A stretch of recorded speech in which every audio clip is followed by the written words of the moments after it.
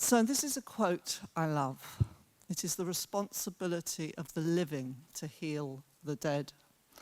And it was something that was said to me by a woman called Alexandra Apsley, who is the creator of the Garden of Forgiveness in Lebanon. That's a garden that aims to nurture peace and healing in a community still recovering from 15 years of civil war of religious factions. Apsley has written extensively about how, if we don't lay to rest old resentments, the past will always haunt us. And she talks about the repetitive nature of conflict, about how conscious and unconscious grievances are received by each new generation like some kind of ancestral bond. So I was interested that the minister today talked about how stories are passed down the generations to remind us of what really matters. And of course that's true, but it's also true that grievance stories, pain stories, are passed down through the generations. And what I always like about the work of Alexandra Apsley is that she says, we won't ever prevent peace. We won't ever create peace, rather, unless these ancient hatreds can be transcended through understanding, forgiveness, and compassion. The German philosopher and political theorist Hannah Arendt, writing just after the Second World War, said something, to put it slightly differently. She said, the only possible redemption from the predicament of irreversibility, that is when things can't be fixed through justice or punishment or accountability, is our capacity to forgive. And she was talking about the power of forgiveness to change the narrative, to move the story along, to turn the page when nothing else can. Because when the original perpetrators are long dead, and when justice just isn't possible, forgiveness, mercy, and pardoning may be the only strategy we have to help reconcile with the past and prevent old wounds and historical resentments festering across generations and preventing peace.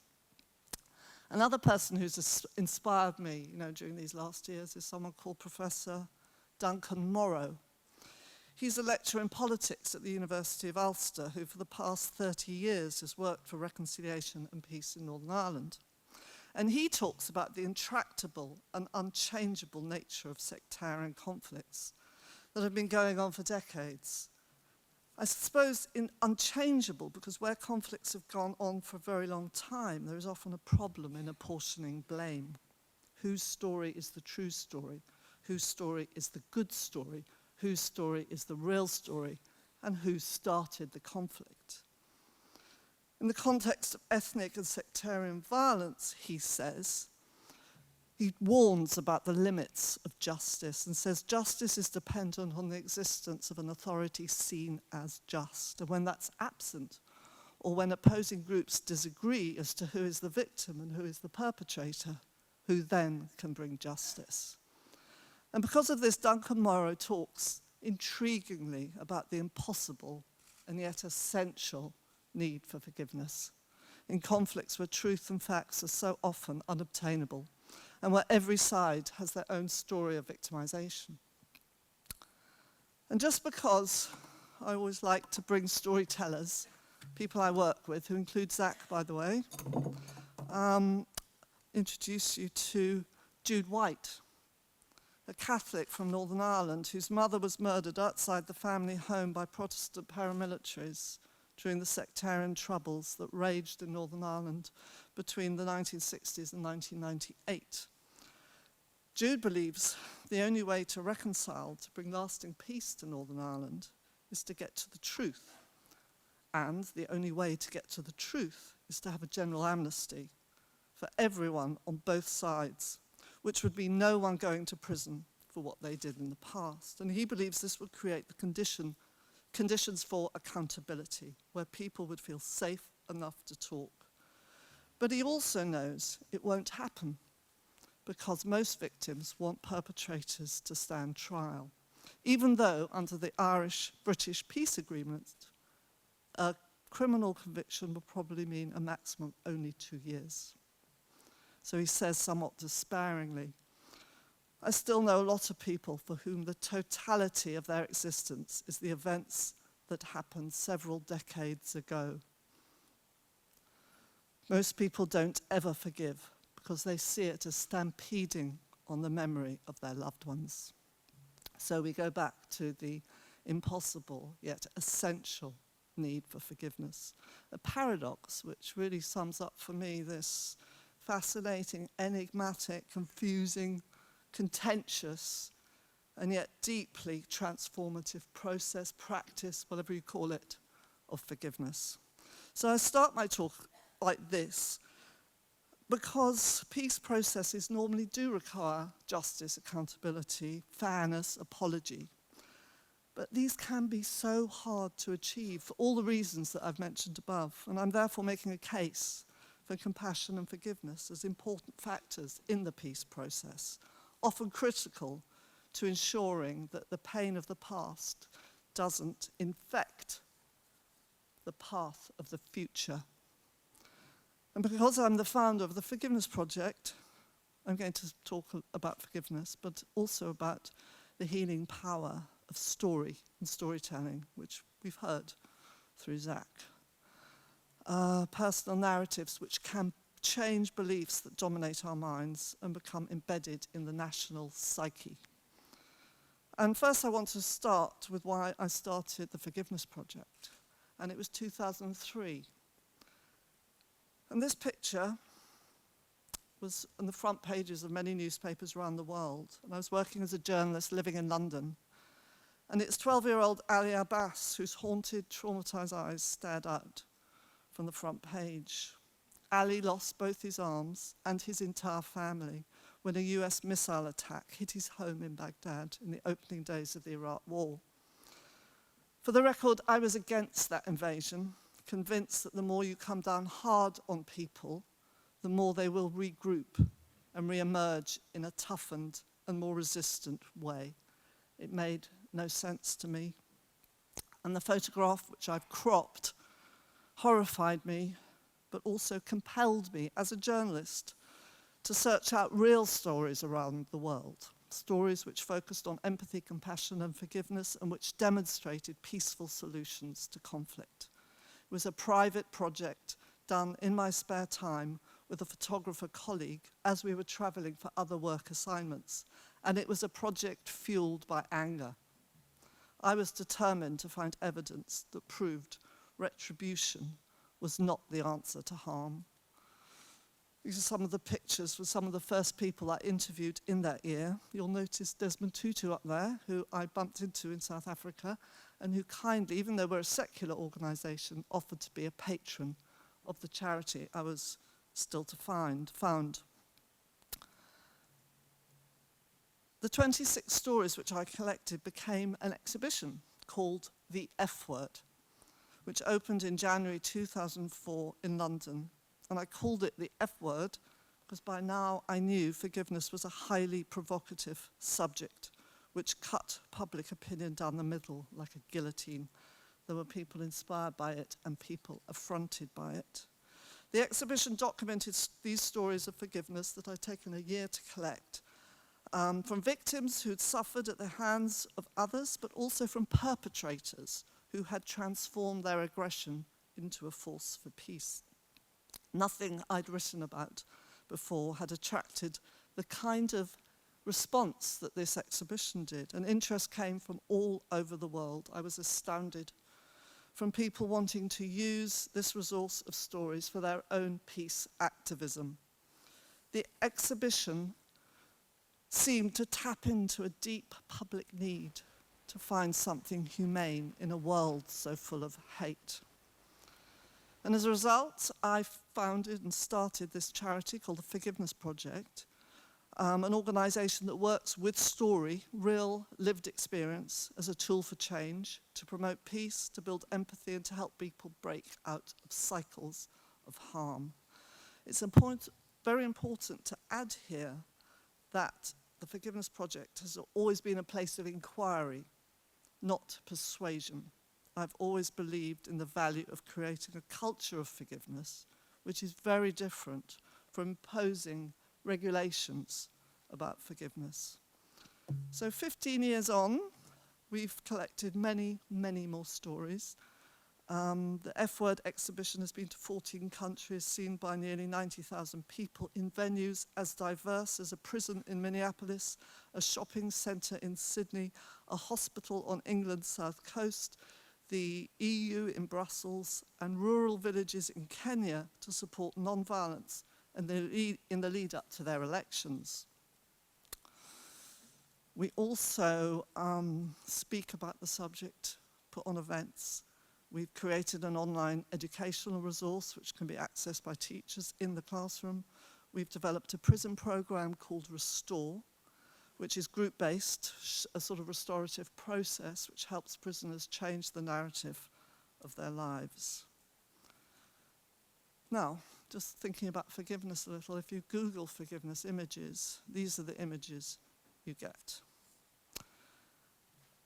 None really work exactly for me because they seem to present forgiveness as somehow magical, mystical, or religious.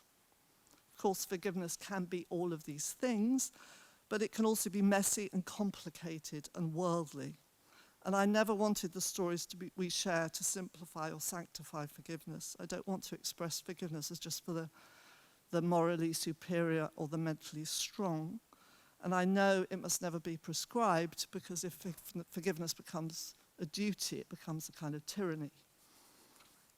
All the stories shared by the Forgiveness Project express forgiveness differently, because it is so different, means different things to different people. For some it's sudden, for others it takes years, decades even. For some it emerges quietly from the depths of their being, when nothing else has helped. For others, it's prompted by a single encounter or an event which changes their worldview. For some, forgiveness requires an apology. It's conditional on that. For others, it's entirely unconditional. It's an act of self-healing. To illustrate these 2 points, I mean, we have all sort of interpretations of forgiveness expressed through the many stories we've collected. And this is Father Michael Apsley, who was one of the first people I met when I went to South Africa. Father Michael Apsley lost both hands and one eye. He was a member of the ANC when a bomb was sent by the security forces of the apartheid government. And Michael Apsley says he can't forgive because he doesn't know who to forgive. No one's ever come forward. He'd be up for forgiving. He'd line himself up for it. But he also says they would have to earn his forgiveness. He says, since I'll never get my hands back and will therefore always need someone to help me, they should pay that person's wages, not as a condition of forgiveness, but as part of reparation and restitution. So for him, forgiveness is conditional on remorse and compensation. To illustrate the other point, some of you might know Eva Kaur. She died last year, and she's a survivor of Auschwitz, who was always trying to explain to her critics that she'd finally come to forgive her Nazi persecutors, not because they deserve it, but because I deserve it. So for her, forgiving was an act of self-compassion, liberation from those who'd harmed her, not conditional on justice or remorse, which she knew could never be forthcoming. She called forgiveness a magic medicine which set her free. So thinking very broadly about forgiveness, I think it's about making peace with wounds, personal or societal, those painful things you can't change. It doesn't require you to reconcile with the harmer, only with the hurt that's unresolved inside you. I think it also involves a refusal to dehumanize the harmer, the other, a recognition perhaps of what the American poet Longfellow was saying when he said, if you could read the secret history of our enemies, we would find in each person's life sorrow and suffering enough to disarm all hostility. In friendships and intimate relationships, forgiveness is about giving up the expectation that people should behave as we want them to. Forgiveness, I've long thought, is the oil of personal relationships. And in atrocities which are unspeakable, unbearable, it's really important, I think, to remember that forgiveness does not mean forgiving the act, but forgiving humanity, of which we are all part, for its fallibility and for failing. It's not about excusing the action, but letting go of our painful emotion attached to that action. My favorite description of forgiveness comes from Mark Twain, attributed to him at least, and he said, "Forgiveness is the fragrance that the violet sheds on the heel that has crushed it." And I like this because it shows that forgiveness grows out of damage. If you think about it, pain is the great motivator to forgive. It shows that it's messy, but also that it's potentially a healing balm. The fact that forgiveness has multiple meanings makes it both contentious and contested territory. This image, by the way, is from a short book that I wrote called "Forgiveness is Really Strange," trying to simplify what's a really hugely complex subject. I think it's contentious because there are those who believe the act of forgiving is about moral absolution and therefore simply rewards bad behavior and therefore is damaging. Someone who writes a lot about forgiveness is Professor Charles Griswold, an American academic. And he is of the camp who actually thinks that unconditional forgiveness is dangerous. So for instance, he says, when forgiveness becomes the public rallying cry played out on daytime television, encouraged by civic and religious leaders and praised far and wide for its power to heal, its slide into confusion and vulgarity is inevitable. I think he has his criticism is largely that he thinks forgiveness, when it requires nothing from the offender, is somehow sentimentalized and unhelpful. It's certainly true that forgiveness can get a bad name if it's made to seem too easy, because it's as if the suffering hasn't mattered. I believe, indeed, that there are times when forgiveness may not be helpful, perhaps right in the middle of conflict, whether that's a conflict within the family or between nations or nations, because at these times people are only concerned with survival or winning. Also, before forgiveness, there may be a need for a season of rage, resentment, and grief. I think it's important to say the use and the need sometimes for anger. The only problem, it seems to me, with anger is when it endures too long, week after week, year after year, generation after generation. Lasting anger corrodes just as lasting hate corrupts. So forgiveness is part of the aftermath. It's significant because, as I've said, it has the ability to move the story along. It mends broken hearts, it heals fractured relationships, it repairs divided communities. But not to dismiss the dark side of forgiveness. For instance, there's something called, which people refer to as premature forgiveness. Again, an illustration pictured here is Mary Johnson, photographed with the man who murdered her son. And she talks about how her faith had inspired her very quickly, early on, to talk about forgiving O'Shea, in the picture here, for the murder of her son, who was sentenced and imprisoned for 25 years. But she said, "But I hadn't actually forgiven. The root of bitterness ran deep. Anger had set in and I hated everyone. I remained like this for years, driving many people away." Premature forgiveness in the media can confuse and infuriate people. When Dylan Roof walked into a church in America, murdering 9 African Americans, within days, some of the family members of those killed were talking about forgiveness. This gesture certainly inspired some, but it offended others, generating some vigorous debate as people asked, does black forgiveness only serve to condone white violence? Sticking with the dark side, one study looked at domestic violence, which showed that when abusive partners were forgiven, the violence was more likely to continue. And of course, it's really important, actually, as a counterbalance, just to say something that Desmond Tutu always says. He always warns people. He says, don't be a masochist, he says. So you can forgive and renew a relationship, or you can forgive and release a relationship. But in all this, it's important to remember why people feel so enthusiastic about forgiveness and hold it up as a powerful part of the peace process, and why many have called it an extremely effective public health tool. Numerous research studies have shown that people who forgive tend to score higher on just about every measure of psychological well-being, whereas lack of forgiveness, like bitterness, lasting resentment, anger, tends to promote stress and worsen other aspects of physical health. One study, a very rigorous study over several years, actually showed that having a forgiving attitude could increase your lifespan by 3 years. So I just want to turn now to why I use story. I mean, my background's journalism, so it's obvious why I use stories. But I know the power of stories. And my interest went back, way back when I started as a journalist. I knew that true stories allowed the reader to become invested in someone else's life and feel empathy.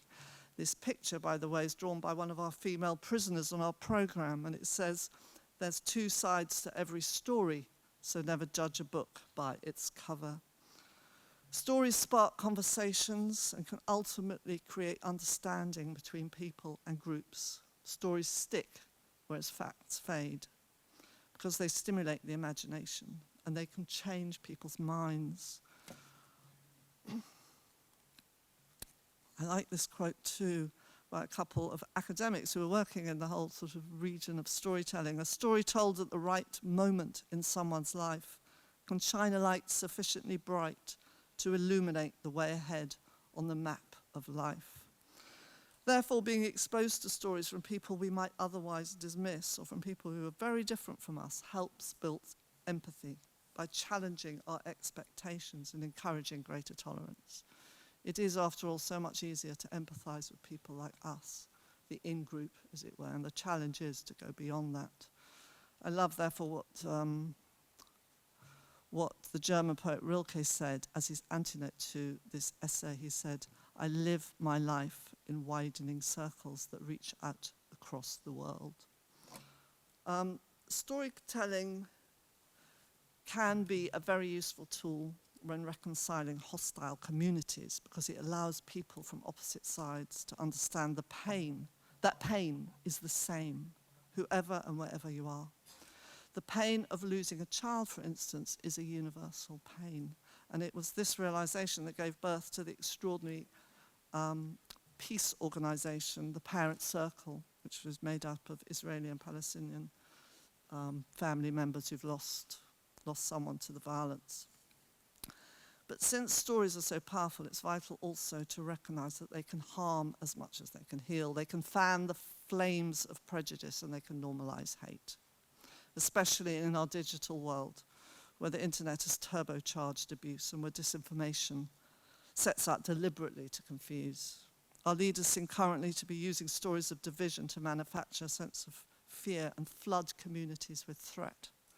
And I think this is really dangerous. I was in Rwanda just before the 20th anniversary of the genocide, and I spoke to someone at the Kigali Genocide Memorial who warned me that critical to the future of his country would be the stories that people chose to share to mark the approaching anniversary. And he was expressing a need to, yes, remember the pain and brutality, but also to highlight stories and memories that could be prescribed in a way that encouraged healing and reconciliation, and which illustrated how compassion could be born out of hate. And I think the words of Pumla Gobodo-Madikizela, a famous South African academic psychologist, are really important here. She says, "If memory is kept alive in order to cultivate old hatreds and resentments, it is likely to culminate in vengeance and in a repetition of violence. But if memory is kept alive in order to transcend hateful emotions, then remembering can be healing." And the stories that we share at the Forgiveness Project from Rwanda don't minimize the horror of what happened, but they do show how people have rebuilt their lives, and in some cases even reconciled. The poet Ben Okri said, "Stories are the secret reservoirs of values. Change the stories individuals and nations live by and tell themselves, and you change the individuals and nations." This is why I chose to work with what I call restorative narratives, which are stories which help shift the focus from tragedy to recovery, from despair to finding meaning, from demonization to understanding. They're rooted in inquiry rather than argument. They don't necessarily end happily, but touch on themes of survival and peace. And they show how people and communities can rebuild and recover, and showcase content that acts as a force for good in the world. All the stories that we share at the Forgiveness Project are restorative narratives, stories that heal, restore, and rehumanize. Through stories, we bear witness also to other people's pain, and those who share their stories, people like Zach, of trauma and recovery, feel heard and healed. He described it very well earlier, I thought. I've witnessed it happen many times. One of our storytellers said once to me, "Telling my story has saved me from it." And I often go back to what Maya Angelou said. She believed that there is no greater agony than having an untold story inside of you. So telling a restorative narrative can also be an act of reparation. Many of those who were formerly perpetrators, who work with the Forgiveness Project, have a yearning to help others to be, as the poet Rumi put it, a lamp or a lifeboat or a ladder. The role that former violent extremists and ex-offenders play in acting as a guide or role model and creating a new narrative also reminds me of something that I read in the Course of Miracles. The most sacred place on earth is where an ancient hatred has become a present love. And just one example from our storytellers, Asad Shaftari from Lebanon was formerly a commander in the Christian militia during the Lebanese Civil War, and he was responsible for deciding which prisoners should live and which should die. And he says now, "I would venture into the jaws of hell if my story could shift just one person's mind and move them away from violence." So what does it take to live in peace with those we fear or those who've hurt us? What does it take to restore relationships, or if that's impossible, to reconcile with our own unresolved pain? From the many stories I've collected, it seems to me, and I've looked and analysed these stories, it seems to me it takes what I would boil down to 5 key skills or fundamental human qualities to be able to let go of resentment and possibly forgive. So I'm going to sort of end by just talking about these 5 qualities, using examples from the stories. So it strikes me that curiosity is key. It's a vital ingredient to forgiving because it fuels an inquiring, open mind as you move from why me to why you, why them. Wonder and imagination keep us from behaving as if we have everyone else figured out. So the example I've chosen is Linda Beale, who lost her daughter Amy in 1993. Amy was murdered. She was an American Fulbright scholar working in South Africa. Linda's American. And she was beaten and stabbed to death in a black township just outside Cape Town. And the 4 youths convicted of her murder were granted amnesty by the Truth and Reconciliation Commission after serving 5 years inside, something which Amy's parents supported. A year after they were released, the parents went even further and decided they wanted to meet the killers, and 2 of them are in this photograph. And Linda says, "We wanted to meet them. It wasn't about pity or blame, but about understanding." In those first few moments, I remember thinking, if the person behind the wheel had been my own son, or my husband, or myself even, how would I want the world to react? That was my first thought, and it saved me. So what she's saying is her ability to move beyond blame saved her. And I suspect it saved her from being destroyed by hate, grief, or regret. The Jimenees are people of faith. At first they had great anger at God at not having saved their daughter, but in the end, Fernando, Maria's father, he too learnt to forgive. And he says, at first it was very difficult to forgive Nick, but then I realized it was not about forgiving the man, but about forgiving his stupidity. He also saw how the death of their daughter created a resilience in his wife, which he'd never seen before. It seemed that what she couldn't give Maria, she now transformed to the boyfriend, who she or friend, I wasn't never sure actually whether it's her boyfriend or friend.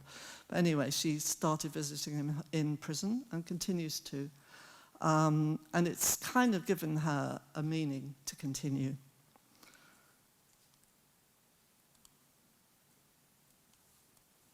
Empathy and compassion. If curiosity leads to understanding, which is still quite head-based, then move it into the heart and you have empathy and compassion. Empathy requires you to stand in someone else's shoes, no matter how dirty or ill-fitting those shoes may be. So often it is a moment of empathy, actually, that shifts the story along. The example here is Bassem Aramin. He's a former terrorist freedom fighter, however you like to describe it, from Palestine's West Bank. At 16, he tried to blow up an Israeli military convoy with a grenade. He failed and was sentenced to 7 years in prison. And there one day, he was shown a film about the Holocaust. Until then, he thought the Holocaust was mostly made up, a myth. And he was enthusiastic about seeing him because he wanted to see Jews suffer. However, when he saw the truth of what had happened, he actually broke down crying. And he says, I tried to hide my tears from the other prisoners who wouldn't have understood why I was crying about the pain of my oppressors. It was the first time I felt empathy. And it was also the start of a friendship with one of the guards in the prison, and eventually, when Bassem was released, he started an organization, which is well worth looking up if you haven't heard of it, called Combatants for Peace. And it's made up of fighters, both from Palestine and from the Israeli military side, who work together to find common ground. It's a peace organization. Fourth, we have letting go of hatred and resentment. It is the ability to move the story along, to ensure that you're not trapped by victimhood or defined by the person or whatever has hurt you, or imprisoned by the pain of the past. Letting go of hatred releases people from pain. And the example here is Rizka Him. At the age of 14, Rizka Him saw 13 members of his family murdered by the Khmer Rouge in the killing fields of Cambodia. Miraculously surviving the massacre, he swore revenge against the men responsible for the loss of his family. And he says, the anger against the killers was as great as the grief for my lost family, and it burned inside me like a great ball of fire. For years, I cultivated elaborate fantasies in which I tortured and murdered the killers again and again. That is, until finally, after many years, I haven't got time to go into exactly why, because it doesn't usually happen instantaneously, but he realizes that he can never know true peace in his heart until he finds another way of dealing with this pain. He realizes that no amount of violence would erase my memories, and nursing vengeful desires was only damaging my emotional, spiritual, and psychological health. So I gave up my urge to inflict pain on those who'd hurt me, and in time I found that forgiveness brought me wholeness and healing. And finally, making meaning, and this is about purpose, which again Zach talked about a lot. This is the ability to use adversity for greater good. You could also call it the gift in the wound, possibly. I was in Texas a while back, and I met a woman called Dr. Marilyn Armour, who was from the University of Texas, who told me about her research into complicated bereavement. That is bereavement after homicide, where recurrent death images and shattered worldview persists and just won't leave the person. And she discovered that when the bereaved were able to make meaning out of their loss, the more they were able to deal with it. And then she explained that meaning-making isn't about making sense or finding benefit in the brutality of murder, but rather about what she said was the intense pursuit of what matters. In other words, when survivors pursue what matters to them, Bassam starting Combatants for Peace, Zach doing his speaking, they are able to find meaning in their life again. And the useful byproduct of this is that people start to develop new ways of belonging to society. So I was really excited when I heard that, because I realized it's exactly what I'd seen in all the forgiveness stories. The healing process, it seems, is to pass from the narration of an offense as hurt feelings to the narration of an offense as an experience of significance. And the example for meaning making is Pardeep Kaleka. His father's one of 6 people murdered in a mass shooting at a Sikh temple in Wisconsin, America in 2012 by a white supremacist who hated all people of color. And in the wake of his murder, Pardeep became a powerful voice for peace. He was motivated partly from his faith, Sikhism, where there is a saying, "We move in relentless optimism," but also because part of his recovery was this innate need to make meaning out of what happened. And he says, we, as a community, understood the how, but not the why. Until you understand the why, you can't make meaning. And making meaning heals and allows people to reconnect with humanity. So the way he did it was that he met up with a former white supremacist, who's also one of our storytellers, called Arno Michaelis, who could have had exactly the same kind of profile previously as the man who had killed his father. And they started having a dialogue, and he began to explain to Pardeep about why he had become so filled with hate and the sort of fragile armor that extremists wear, and the dangers of certainty, and all these things. And it really explained to Pardeep what had happened and why it had happened. And they then have formed since an organization called Serve to Unite. And they work in schools with children of all ethnicities to encourage them to cherish each other as human beings, but also identify as peacemakers. So, to conclude, it was the division and polarization of 2004 and the aftermath of the Iraq War that gave rise to the Forgiveness Project. And 16 years on, the violent rhetoric and intimidation seems actually even worse. Too often encouraged by politicians and the media and commentators, it is really quite common now to witness or hear about instances of hate in the streets, on public transport, in shops. We're living at a time where us versus them rhetoric increasingly clouds complex issues, where the anonymity of the internet can turn the decent citizen into a monster, where whole groups can be dismissed or demonized in a single tweet. So the Forgiveness Project's core purpose is to really nudge this ugly narrative of our time away from stories of hate, insularity, and xenophobia towards humanizing stories. Something really, I think, has to break this cycle. So I just want to finish where I started. When Alexandra Saley, who was the woman who had founded the Garden of Forgiveness in Lebanon, told me that through forgiveness it was the responsibility of the living to heal the dead, she was actually quoting a psychoanalyst called Roger Woolger, who said, "It is the responsibility of the living to heal the dead. Otherwise, that unfinished business will continue to play out in our fears, phobias, and illnesses." So I just sort of wanted to end here, because I think the responsibility rests with all of us. Not just in the stories we choose to tell, or the language or labeling we use, but also in a commitment, I believe, to look internally at that which is unreconciled within us. Because, as the spiritual writer Richard Rohr has said, if we do not transform our pain, we will most assuredly transmit it. So thank you very much for listening to me. Hi, I'm Sage from the University of the Sunshine Coast. My question, thank you for sharing those images and the stories as well. My question is mainly centred around how the Forgiveness Project now now interacts with those people who have shared their stories. I know that you mentioned earlier on you were a journalist and you were kind of on the chase for them. So how does the Forgiveness Project work now with interacting and hearing them? One of the things, I often describe the Forgiveness Project as a platform for stories, as a resource to understand forgiveness and compassion, etc., but also as a community of storytellers. So overall, we're in touch with them, and we work with them, alongside them. They have been the core of our prison program, which is led by an ex-offender and a victim survivor of crime and violence who share their stories.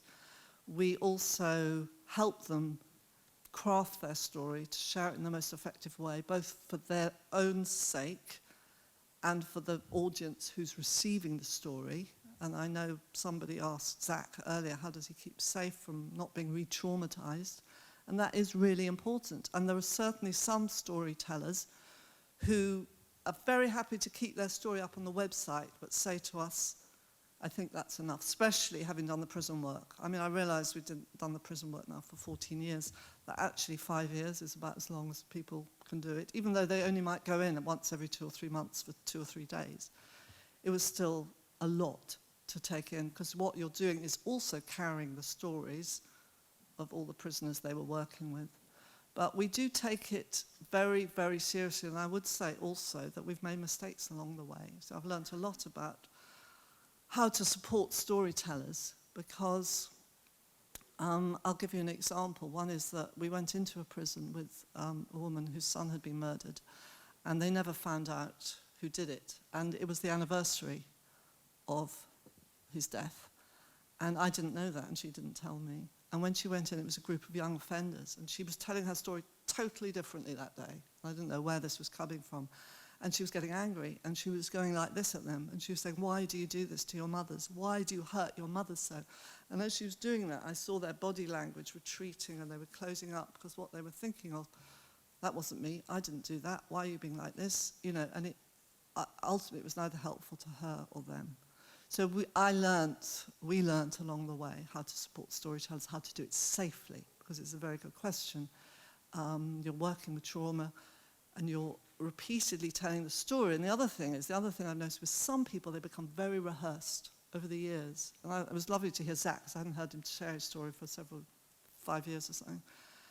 And I felt he was still very authentic in the story. And this isn't a judgment, because I think some people need to step back from their stories, and they need to almost treat it like a bit of a performance, but there's something lost in the hearing.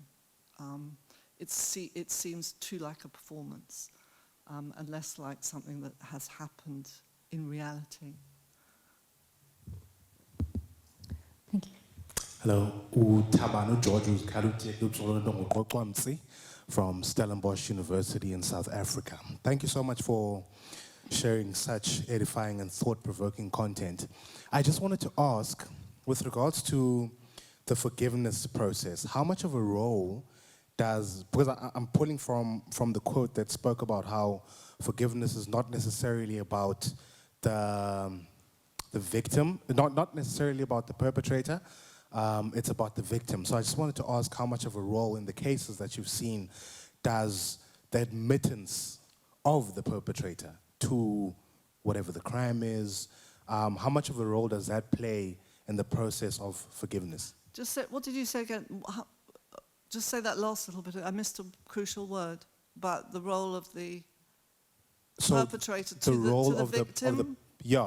How much of a impact does the role of the perpetrator admitting that, look, I did this, or... Oh, all right. That's really interesting, actually. I was thinking about this the other day, because I used to reply to that just from, I mean, I'm no great expert. I just am a facilitator of story, and what I share is what I've learned from storytellers. But I used to say that if you get an apology and someone shows remorse, that's much easier, because in a way, it's disarming. It's a real connection, a heart-to-heart connection. People see the other person as human suddenly. So obviously, you're more likely to go towards forgiveness. But to get to that point of actually facing the person who's harmed you is so difficult for some people. Now, another of our storytellers who came into prison, she used to come in and read letters from her daughter, who again had been killed by another young girl, aged 15, with a knife. And she used to read letters that had been sent to her from the young woman who had killed her daughter. In the prison, she would read these letters, and the prisoners would ask her, do you ever want to meet Beatrice, I think her name was? And she'd say, yes, I really do want to meet her, yes. Now, I happen to know that 3 years later, that invitation came through Beatrice, who was in another prison, saying, would Mary, the mother, come and meet her? And I spoke to Mary at that time, and Mary realized she couldn't go through with it. She thought she'd want to meet her.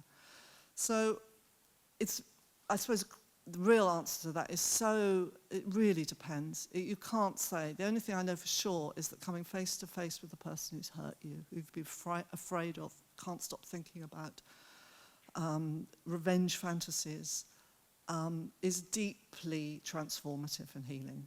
And I would say that kind of makes sense to me, because it's a human being meeting a human being, and all those fears you had sort of melting away as they express remorse that they won't do it again, and apology.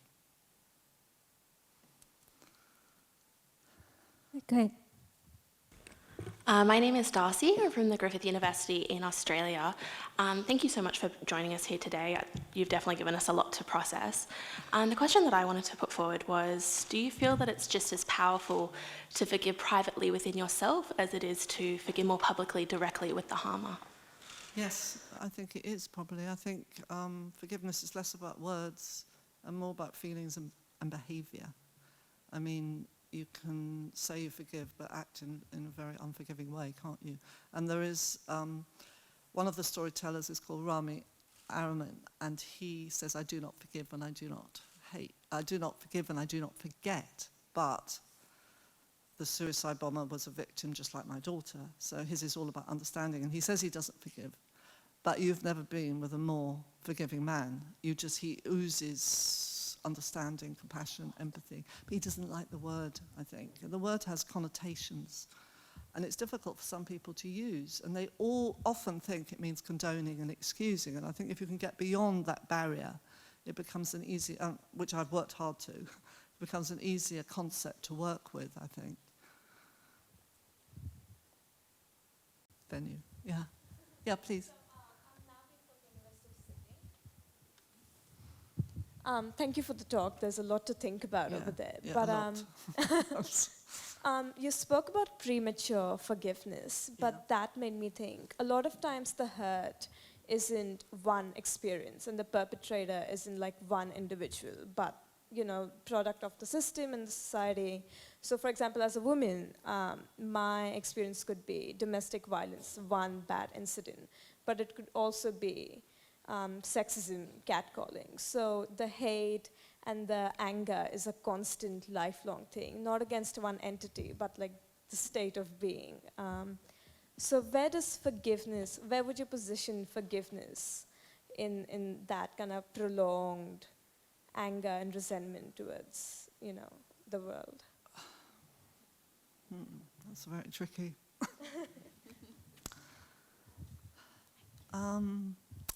I suppose the only thing I would say in response to that, is that forgiveness isn't a one-off thing.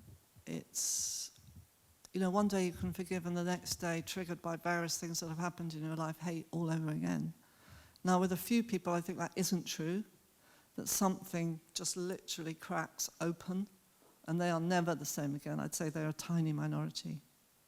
So it's a lifelong practice, if you like. And also, I see it as a verb, ongoing, moving, not a noun, stuck, even though I used, actually, the word forgiveness the whole time. It's a habit I've got into. And I think, it's very flexible, and it's so personal to everyone. That's why I had a description. My favorite description was Mark Twain. But I don't have a definition. Books have been written with definitions. I find them unhelpful, because every one of you has probably got a slightly different view of what it is, and no one's wrong. Even people who think it means condoning or excusing. If that's what they think, I'm not going to try and persuade them otherwise. Then, yeah. Hello, I'm Diana from the University of Sydney, and I was wondering if you've encountered anything when looking at forgiveness at preventative measures towards offenses.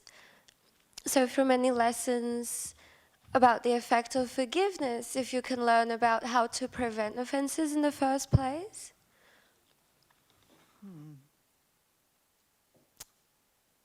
Well, I haven't come across anything particularly, because as I was kind of saying, I feel that forgiveness is part of the healing and the aftermath and the mending.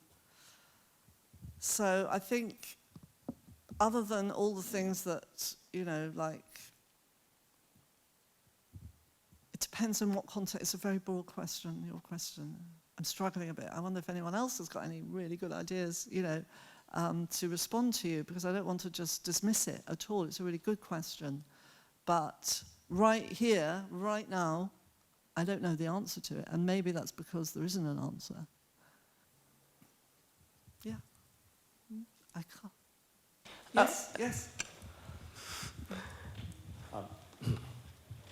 Hello. My name is Tomokazu Wong. I'm from New Zealand, Auckland University of Technology.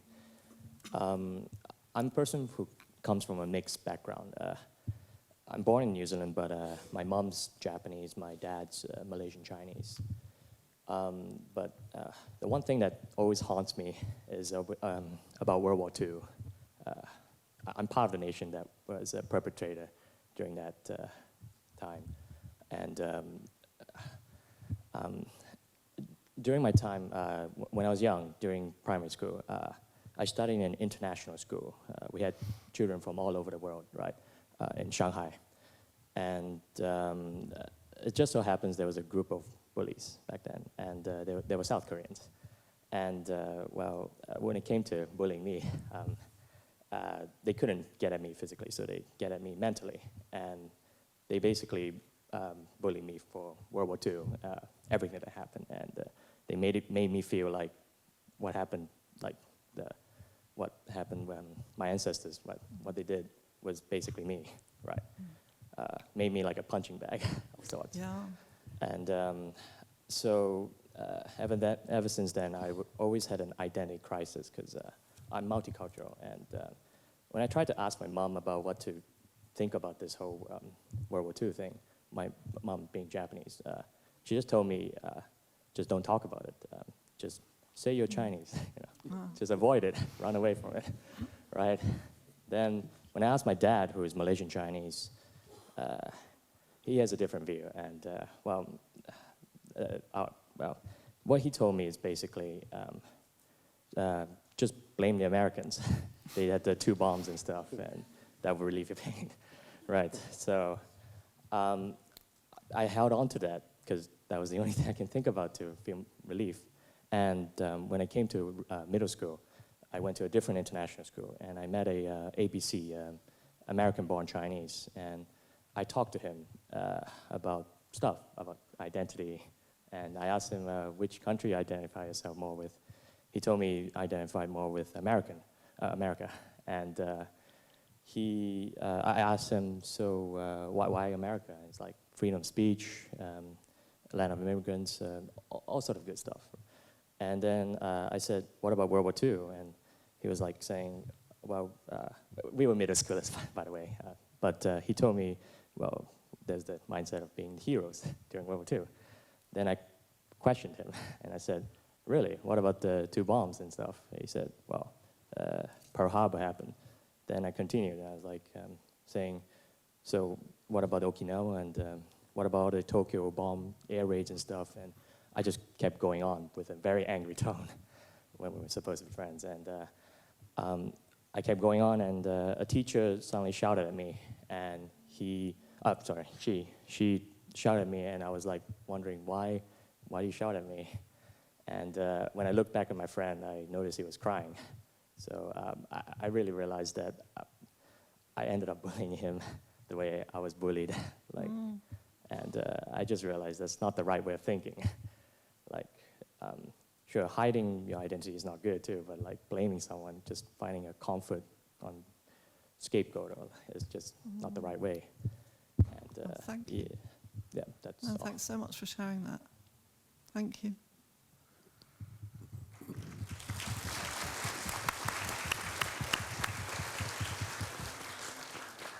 Hi, I'm David Schlossberg from University of Southern California in Los Angeles, USA. I was just curious to one of the comments that you made about, if I understood it correctly, about the response to the Iraq war being a little heavy-handed, which I agree with, but I was curious if you had any thoughts on what is a better way to deal with, say, that type of situation. Well, I mean, I think diplomacy, but you know, you could argue against that. I'm not even sure. I just think a lot of what came after wasn't helped. I mean, it's impossible to really have a conversation like this because none of us really know what would have happened if that invasion hadn't taken place. My sense is we'd be in a better place now, but that's personal opinion, just like all the politicians. It was their personal sort of gut reaction and feeling that we have to do this now. And yeah, I think a lot has been learnt from it anyway, and people aren't rushing to war in quite the same way. But I haven't, you know, I'd be foolish to even start to think that I had right. All I know is that I was totally convinced that the harder and more you come down on people and try and bond them into democracy, the more they will resist and re-emerge in a toughened, more angry way. And I didn't feel that that was helpful.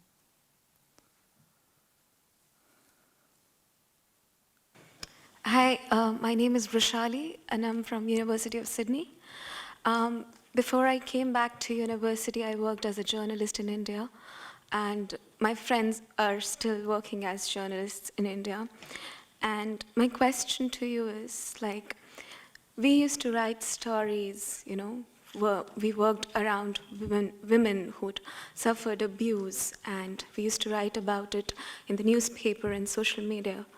And we, for being the storytellers, for just being carriers of the message, were sent threats and were at the receiving end of hatred.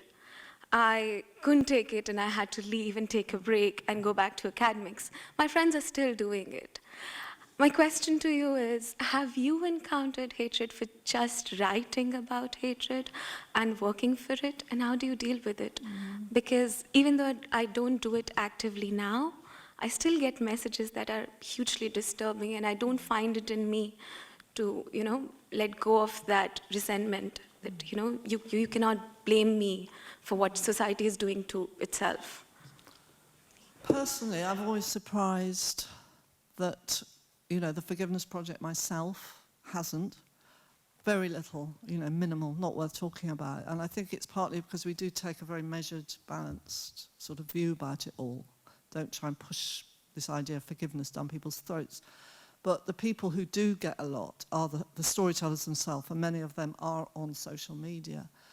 And the way they've dealt with it is either like yourself coming off social media, or sort of building up what one of them calls like a tribe around them, a great support system, so that if they get hate, you know, their back is held in a way by a whole tribe behind them that can come in. And one of them writes long blogs in dialogue with particularly nasty comments and really tries to do it with incredible respect. I, you know, admire her tenacity and dignity. To really unpick the hate and the criticism and call them out on it. So I think you either go straight in it or you retreat. So I respect what you've done. Okay, just last questions. Here and there, maybe? Okay, Yeah? your choice. Do you want to go first? And then you?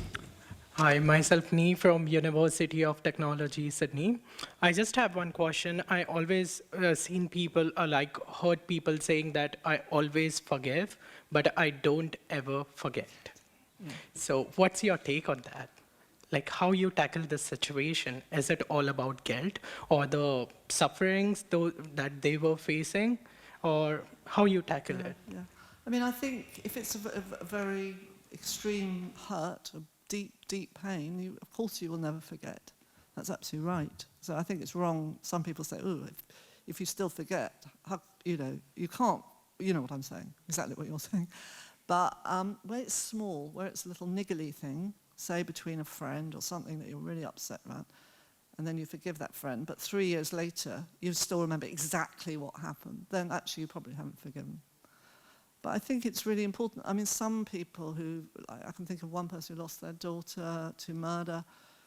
She began to think less about her daughter after she went through this very deep forgiveness process, practice, and she felt really guilty about that. She said, I used to think about her all the time, every day, and now there are days I don't think about it. So of course she feels better, she feels lighter, her psychology is healthier, but she feels a bit guilty, so